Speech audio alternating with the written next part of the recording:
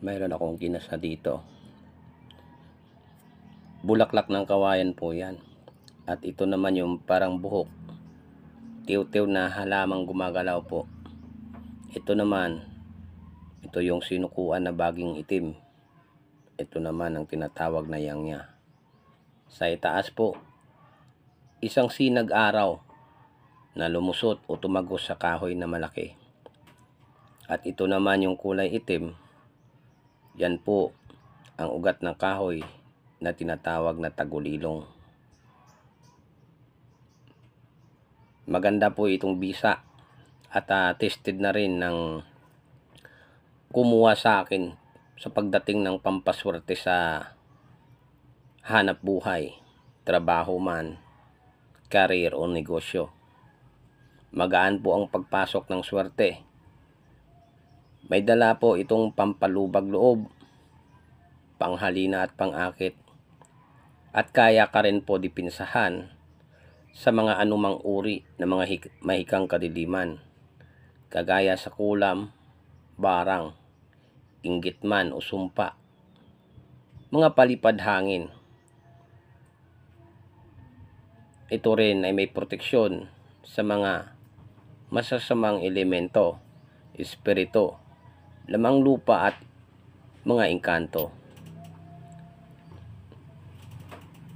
Isasali ko na po ang mga testimony na kumuha ng bulaklak ng kawayan para makita nyo rin po na ang lahat ng mga sinasabi ko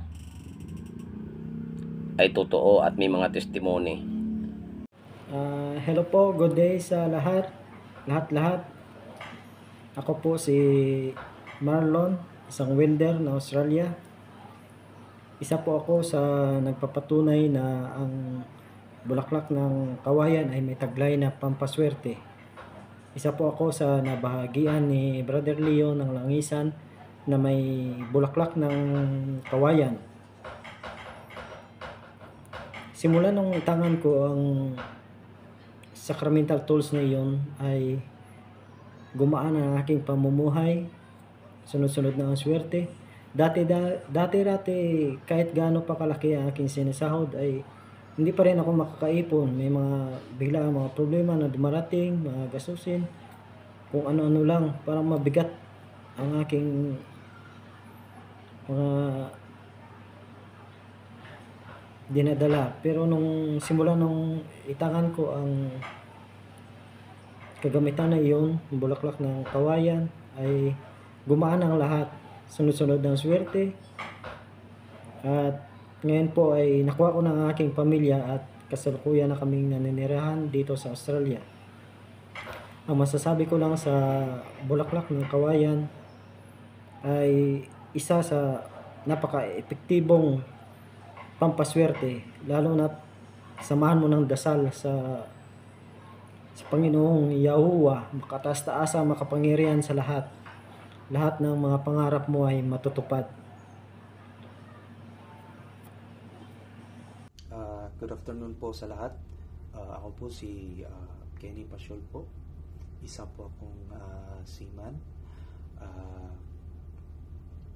Nung wala po akong mga gamit galing kay Bro Leo, matagal na po ako nasa bakasyon. Kasi mga almost 8 months po na walang trabaho. Nagbabaka sakali ako noon na naghanap ng pampaswerte, at isa po ako sa nabahagian ni Bro Leo ng mga gamit ng mga mutya at saka langisan ng pampaswerte po. Ito po ay itong mga gamit na to, pampaswerte. Lagi ko itong dala-dala po kahit saan magpunta. Nung simula nun, after a month na dala-dala ko itong pampaswerte to na gamit ko po galing kay Bro Leo, nung nag-report ako sa office, nabigyan ako ng line up. Line up, it means may barko na po ako. So nung November 12 sumampa ako sa barko. Hanggang ngayon o mga mag 3 months na ako on board, naniwala po ako sa sinasabi ni Bro Leo na mag-trust lang kung ano yung hinanaing o gusto mong mangyari ay mangyari, basta maniwala ka sa gamit. Hanggang ngayon po, dala-dala ko po, alam ko ito ang nagdala ng swerte sa akin, itong mga gamit na to, ito po ang nagdala sa swerte ko sa trabaho.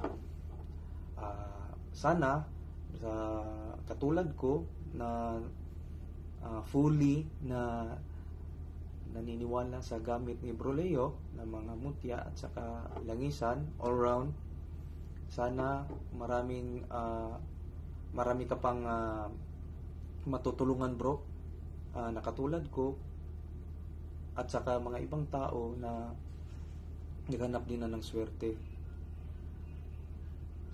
at saka depensa po. Bro, salamat sa lahat bro. Kung hindi dahil sa iyo bro, siguro wala pa akong line up ngayon. Salamat sa lahat na yung mga advice mo sa akin na maniwala lang sa mga gamit. At saka don't forget to pray. Isa din po yan sa isa po sa magbigay po ng swerte po. Maniwala lang sa gamit at saka sa ating Diyos. Salamat po sa lahat. Good afternoon po ulit. Thank you.